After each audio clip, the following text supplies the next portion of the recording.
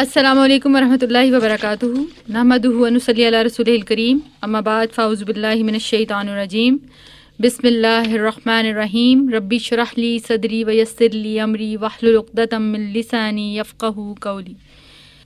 ہم اپنے پچھلے پروگرام جس میں ہم صفائی نصف ایمان کے حوالے سے یہ بات کر چکے ہیں کہ جسمانی صفائی سے کیا مراد ہے، اور اس کے ساتھ ساتھ جو یونیورسل صفائی کا ذمہ اللہ تعالیٰ نے لیا ہے وہ کس طریقے سے اللہ تعالیٰ اپنی صفائی کے نظام کو چلاتے ہیں، اور اس کے ساتھ ہی ہم نے اسپریچول صفائی میں جو بات کی تھی وہ 5 ارکان اسلام کہ کس طریقے سے ہمارے دین کے اندر توحید سے صفائی ہوتی ہے، دل کی، نماز سے صفائی ہوتی ہے، جسم کی نہ صرف ظاہری صفائی بلکہ روحانی صفائی بھی، گناہوں سے پاک ہوتا چلا جاتا ہے۔ اسی طرح سے میں نے بہت وضاحت سے روزے، زکوٰۃ اور حج کا بھی ذکر کیا تھا، اور معاشرے میں جو ایک امر جس کا حکم ہم کو امت مسلمہ کے حوالے سے دیا گیا کہ صفائی کرتے رہو، اور وہ صفائی کس طرح سے کرو، امر بالمعروف و نہی عن المنکر کے ذریعے، یعنی جہاں بھلائی کا حکم ہے وہ دینا ہے اور جہاں سے گندگیاں ہیں انہیں دور کرنا ہے۔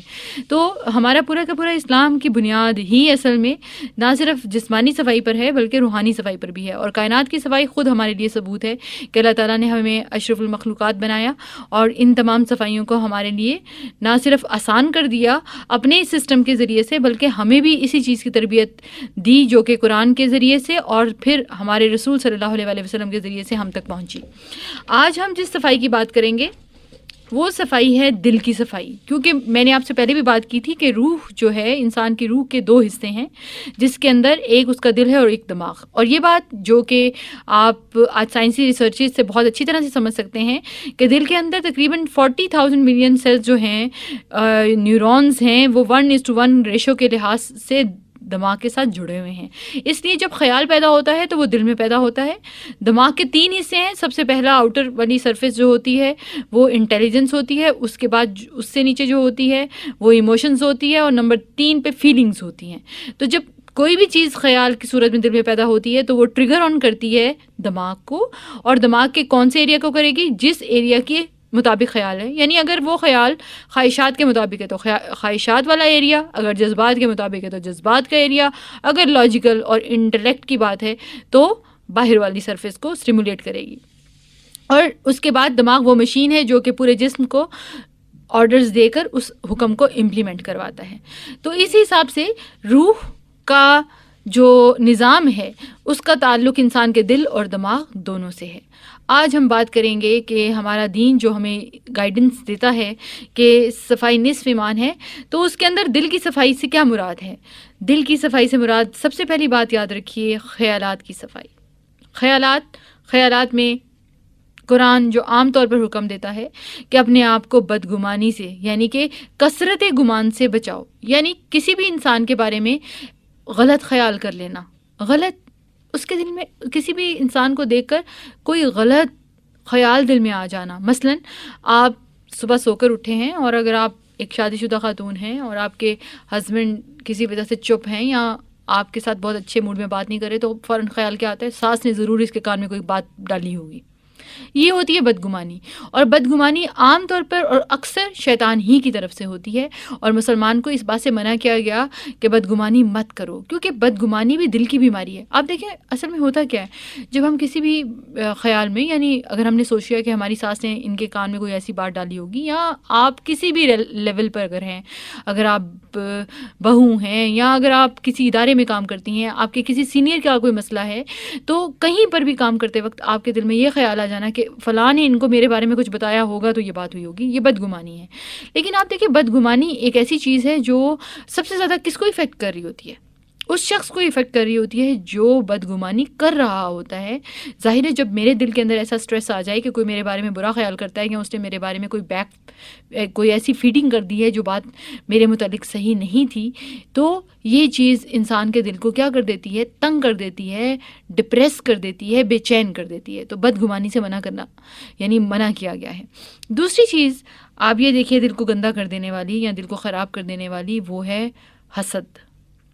اور حسد کے بارے میں ہمارے پیارے نبی صلی اللہ علیہ وسلم نے فرمایا کہ جب کوئی شخص حسد کرتا ہے تو حسد کی آگ اس کے اپنی نیکیوں کو اس طرح جلا دیتی ہے جیسے آگ سوکھی لکڑیوں کو۔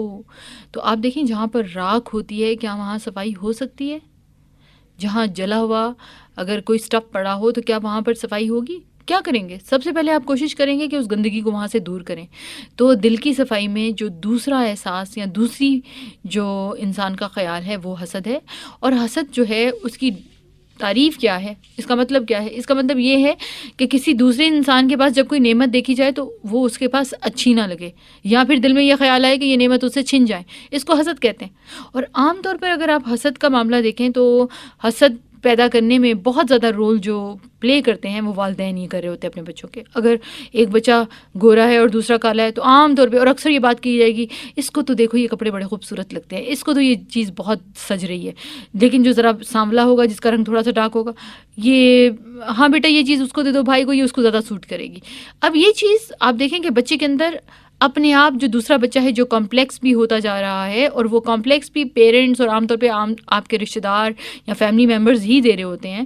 اور اس کے ساتھ ساتھ اس کے دل میں اپنے بڑے بھائی کے لیے حسد بھی آ سکتا ہے کہ یہ اس طرح سے ہے تو اس کو ہر چیز ملتی جا رہی ہے. تو مطلب اس سے یہ ہے کہ حسد ایک بہت بیماری ایسی ہے جو کہ انسان کے دل کو نہ صرف پریشان کرتی ہے، بے چین کرتی ہے، بلکہ روحانی طور پر بھی اس کو گندگیوں میں مبتلا کر دیتی ہے.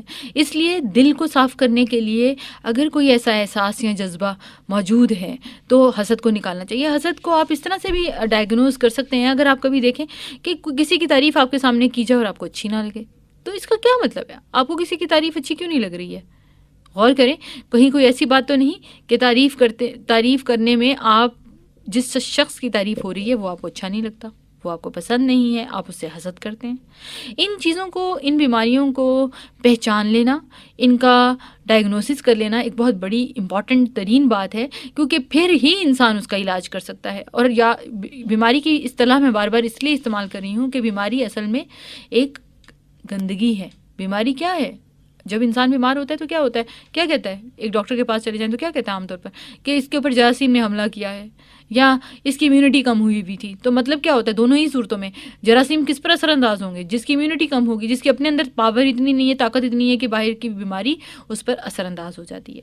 اسی طرح سے بغض اور کینہ بھی اسی طرح سے ایک ایسی بیماری ہے. مثال کے طور پر کسی بھی انسان سے رنجش ہو گئی، آپ کی کوئی ایسا معاملہ ہو گیا جس پہ آپ دونوں کی آپس میں بات بنی نہیں بلکہ کوئی اریٹیشن ہو گئی یا دونوں کے اندر کوئی ایسی لڑائی ہو گئی. اب کیا ہوا، کچھ دنوں میں وہ معاملہ تو حل ہو گیا، رفع دفع ہو گیا، لیکن آپ ابھی تک اس شخص کے بارے میں دل میں تنگی محسوس کر رہے ہیں، ابھی تک آپ بغض رکھے ہوئے ہیں، کینہ رکھے ہوئے ہیں.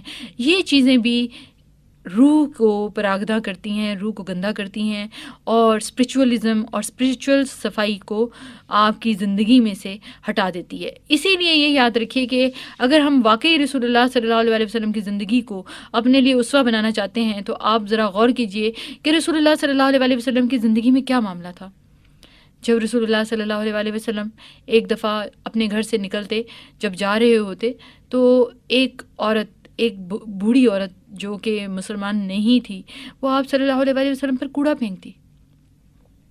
آپ دیکھیں رسول اللہ صلی اللہ علیہ وسلم سے زیادہ ہم میں سے کوئی بھی ان جیسا، ان جتنا بڑا، ان جتنا مقام کا ہو سکتا ہے؟ کبھی نہیں ہو سکتا. لیکن جس دن وہ عورت وہاں موجود نہیں تھی تو رسول اللہ صلی اللہ علیہ وسلم نے سوچا کہ آج وہ عورت نہیں ہے. دوسرے دن وہ عورت وہاں موجود نہیں تھی تو رسول اللہ صلی اللہ علیہ وسلم پریشان ہو گئے کہ پتہ نہیں وہ عورت آج، کل بھی نہیں تھی، آج بھی نہیں ہے، کیوں نہیں ہے. اور تیسرے دن آپ ان کی فیلنگز دیکھیں اور ان کی خیر خواہی دیکھیں، اور کہ وہ پریشان ہو گئے اور پتہ کرنے چلے گئے کہ وہ عورت کیوں نہیں آ رہی اور کوڑا پھینکتی، اس کو کیا ہوا ہے. تو پتہ چلا وہ بیمار ہے، اور رسول اللہ صلی اللہ علیہ وسلم نے اس کی عیادت کی. یہ تھے ہمارے نبی اور یہ تھا ان کا مقام. اور جب انہوں نے اس عورت کی عیادت کی تو عیادت کا نتیجہ کیا نکلا کہ اس عورت نے بھی نبی صلی اللہ علیہ وسلم کی خیر خواہی کو محسوس کر لیا، اور محسوس کرنے کے بعد اس نے کیا کیا؟ اسلام قبول کر لیا. آج ہمیں دیکھیں، اگر ہمارے ساتھ کوئی ایک دفعہ برا کرتا ہے تو ہم اس سے جب تک بدلہ نہ لے لیں، اور اگر بدلہ بھی نہیں تو ہم جب تک اس کو کوئی سزا یا کوئی تکلیف یا کوئی مشکل نہ آ جائے، کسی بھی وجہ سے آ سکتی ہے، لیکن ہمارا دل ٹھنڈا نہیں ہوتا. آپ دیکھیں ہم اس نبی کی امت سے ہیں، کیا نبی کے امتیوں کی آج یہ پہچان بن گئی؟ اصل بات یہی ہے کہ رسول اللہ صلی اللہ علیہ وسلم کی زندگی کو اگر رول ماڈل بنانا چاہتے ہیں، ان کو اپنے لیے اسوہ حسنہ بنانا چاہتے ہیں، تو یہ ساری صبر و برداشت کی چیزیں اپنے اندر لانا ہوں گی. اس کے بعد ایک بہت ہی سخت بیماری ہے، اور وہ ایسی دل کی بیماری ہے جس کو تکبر کہتے ہیں۔ یہ بیماری اصل میں اس کی جو انیشیل سٹیج ہوتی ہے وہ عجب ہوتا ہے، یعنی اپنا آپ اچھا لگنا، اپنا آپ پسند آنا۔ اپنا آپ اچھا کس کو لگتا ہے؟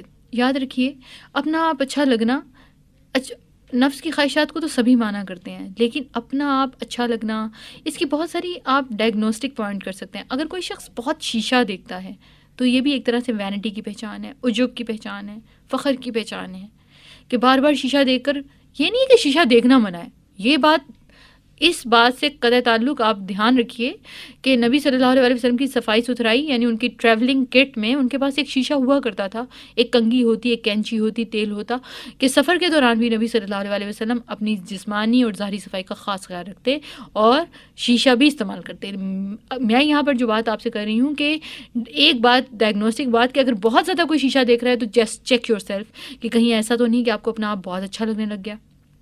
اور عجب سے یہ بات بڑھتی بڑھتی تکبر تک پہنچتی ہے، اور تکبر یہ چیز ہوتی ہے کہ میں ہی سب سے بہتر ہوں۔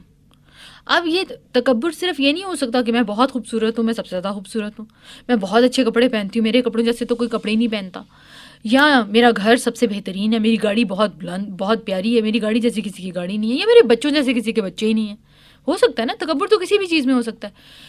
آپ یاد رکھیے کہ تکبر نیکی میں بھی آ جائے تو سب کچھ ضائع کر دیتا ہے، کہ اگر انسان کو یہ لگے کہ میرے جتنا نیک کوئی نہیں ہے، جو میں جانتا ہوں دین کے بارے میں یا جو میں عمل کرتا ہوں میرے جیسا کوئی عمل نہیں کرتا، تو یہ چیز بھی تکبر میں آ جاتی ہے۔ اور حدیث میں آتا ہے کہ جس کے دل میں رائی کے برابر بھی تکبر ہے وہ شخص جنت میں داخل نہیں ہو سکتا، یعنی اتنی بڑی غلاظت کا نام ہے۔ تکبر کرنا صرف اللہ کا حق ہے۔ حدیث کا مفہوم ہے کہ تکبر اللہ کی چادر ہے، اور اللہ فرماتے ہیں کہ اگر کوئی شخص، جب انسانوں میں سے کوئی تکبر کرتا ہے تو وہ میری چادر کو کھینچتا ہے۔ اس لیے یہ یاد رکھیے کہ تکبر جیسی چیز کو کبھی بھی اپنے اندر پیدا نہیں ہونے دینا۔ شیطان نے کیا کیا تھا؟ شیطان نے اللہ کی بہت عبادت کی، لیکن کیا ہوا؟ جب اللہ تعالیٰ کا حکم آیا کہ آدم کو سجدہ کرو تو شیطان نے کہا انا خیر منہ، کہ میں تو اس سے بہتر ہوں۔ اس کا کیا مطلب تھا؟ اس کا مطلب کہ اس نے تکبر کیا۔ پہلی چیز ضد میں آ گیا، اور دوسری چیز تکبر کیا، اور یہ نہیں سوچا کہ مجھے سجدہ آدم کو نہیں، اصل میں اپنے رب کی اطاعت میں کرنا ہے۔ تو سوچنے کی بات یہ ہے کہ ایروگنس، تکبر، یہ کہیں ہمارے دلوں میں تو نہیں بیٹھا ہوا؟ ہمیں دوسرے لوگ اپنے سے چھوٹے تو نہیں لگتے؟ ہم ان کو اپنے سے کمتر تو نہیں سمجھ رہے؟ اور یہ چیزیں جب تک اپنے دل کے اندر ہوں گی تو صفائی نصف ایمان میں بدل نہیں سکتی۔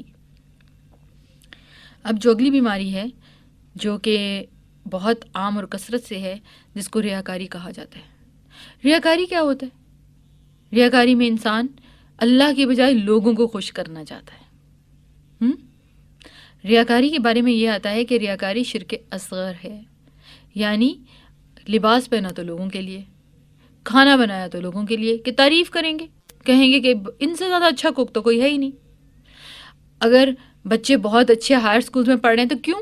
تاکہ کمپٹیشن کی دوڑ میں ہم دوسروں سے آگے نکلیں، دوسروں کو پتہ چلے جی بچے بہت مہنگے اسکولوں میں پڑھتے ہیں۔ تو ریاکاری جس کام میں بھی کی جائے گی، حدیث کا مفہوم ہے کہ اگر کسی نے دکھاوے کے لیے نماز پڑھی تو اس نے شرک کیا، اگر کسی نے دکھاوے کے لیے روزہ رکھا تو اس نے شرک کیا، اور اگر کسی نے دکھاوے کے لیے صدقہ کیا تو اس نے بھی شرک کیا، یعنی ریاکاری کو شرک کہا گیا، اور یہ شرک اصغر، شرک خفی ہے۔ اللہ کے نبی صلی اللہ علیہ وسلم نے فرمایا کہ حدیث کا مفہوم ہے کہ قیامت کے دن شرک ایسے ہو جائے گا جیسے کالی رات میں کالے پتھر پہ کالی چونٹی رینگتی ہوئی، یعنی کہ پہچانا نہیں جائے گا، آئیڈینٹیفائی نہیں کر سکیں گے۔ اس وقت ہم لوگ بھی اس طرح کے بہت سارے معاملات ہیں، ایسے بہت سارے ہمارے اعمال ہیں جن کو ہم انجانے میں کر رہے ہیں یا جان بوجھ کر رہے ہیں۔ یہ دونوں ہی صورتوں میں ریاکاری ہوگا یا شرک ہوگا، تو اس سے اللہ تعالیٰ محفوظ فرمائے۔ اس وقت امت مسلمہ کا سب سے بڑا ڈر یہی ہے کہ آپ خوف دیکھیں تو ہم میں سے اکثر لوگ اللہ کے راستے پر اہدنا الصراط المستقیم پر، صراط مستقیم پر کیوں نہیں چل رہے؟ کیونکہ لوگوں سے ڈر لگتا ہے۔ تو کس کو الہ بنا رکھا ہے؟ کیا اللہ کو؟ سوچئے الہ کون ہے ہمارا؟ اب ہے اسراف اور بخل، یہ دونوں ایسے رویے ہیں جو خرچ سے متعلق ہیں۔ اسراف اور بخل کرنے والا شخص بھی ہر وقت اسی دونوں رویوں کے جو لوگ ہوتے ہیں، کیونکہ اسراف کے بارے میں قرآن پاک میں اللہ تعالیٰ فرماتے ہیں کہ اسراف کرنے والا شیطان کا بھائی ہے.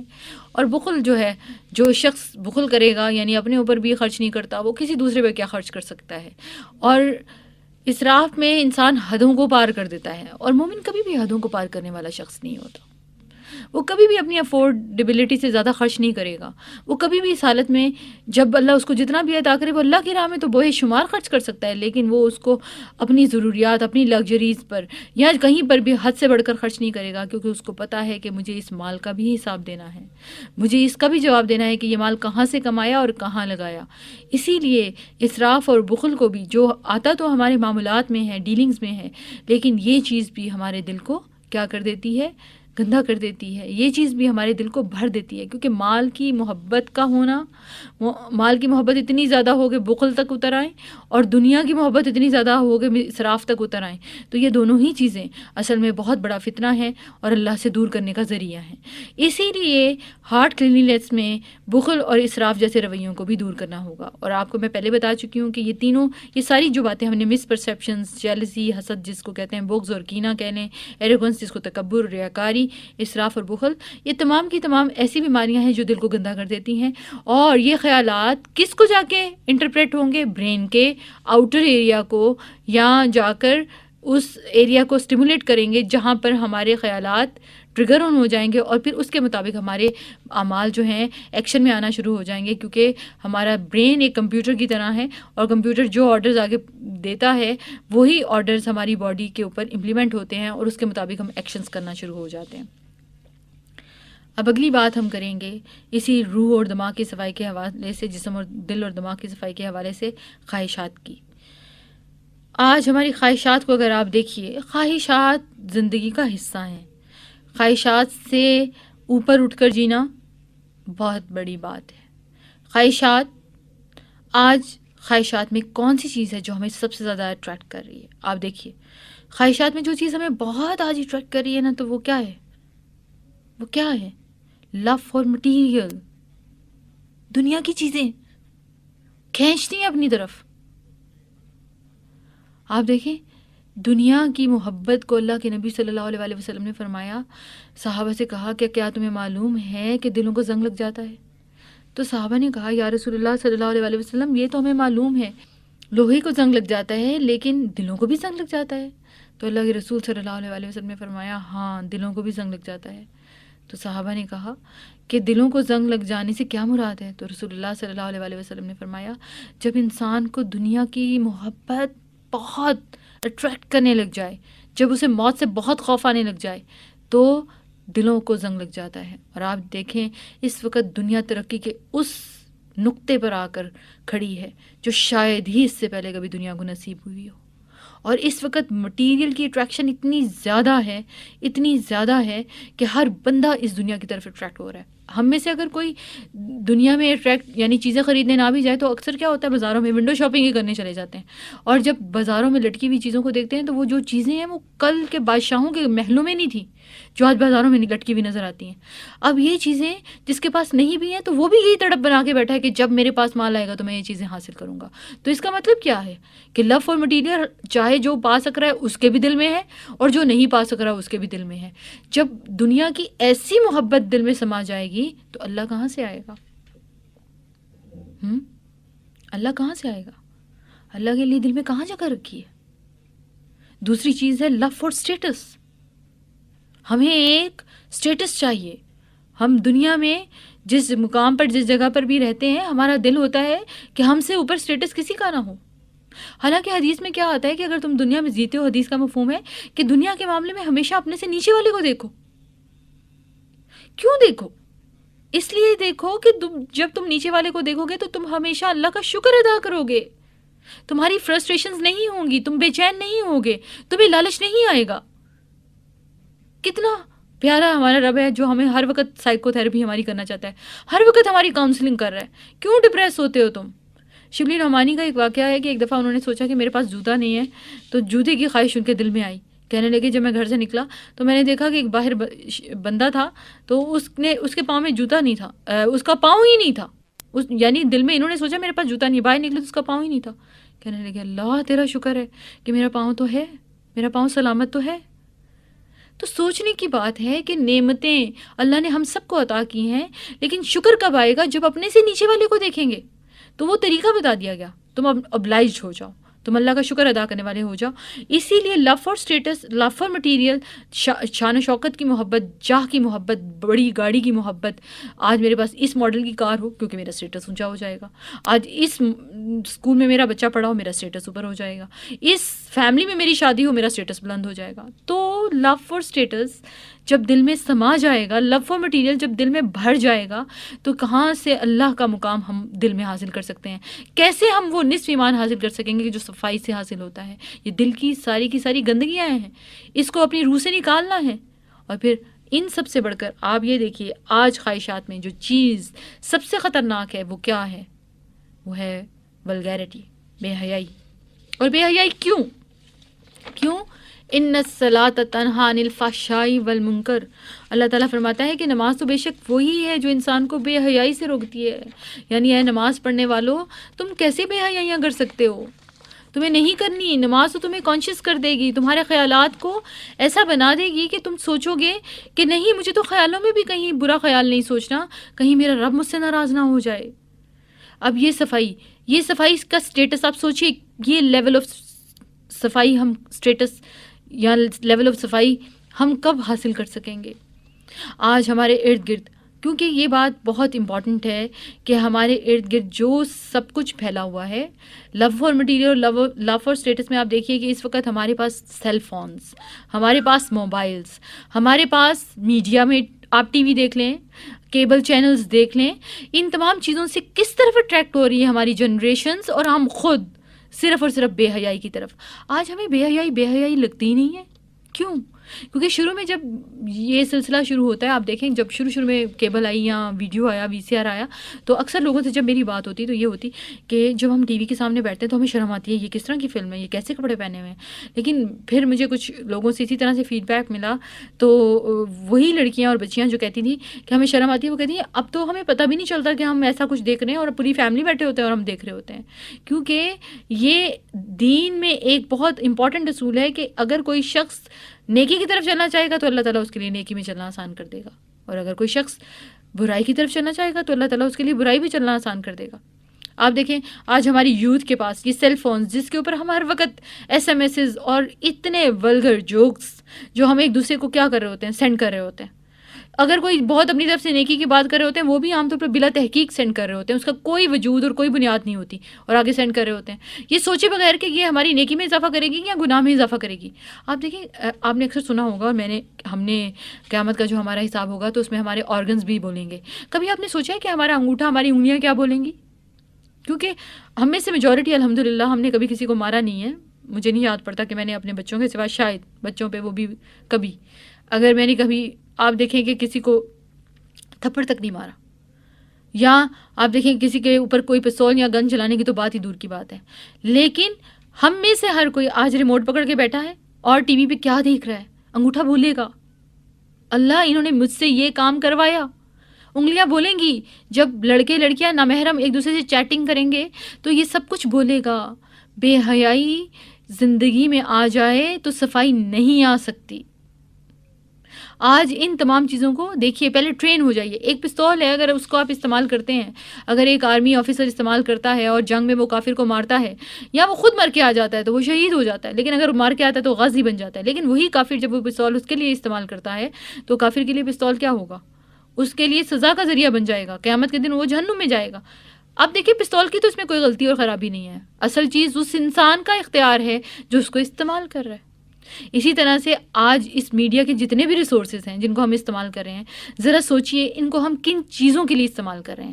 جب یہ والا استعمال بے حیائی کے کاموں کے لیے ہوگا تو کبھی بھی آپ ان کے ذریعے سے نیکیاں نہیں کما رہے تو جنت میں تو نہیں جا سکتے نا، اللہ کی رضا تو نہیں پا سکتے نا، صفائی تو نہیں کروا سکتے.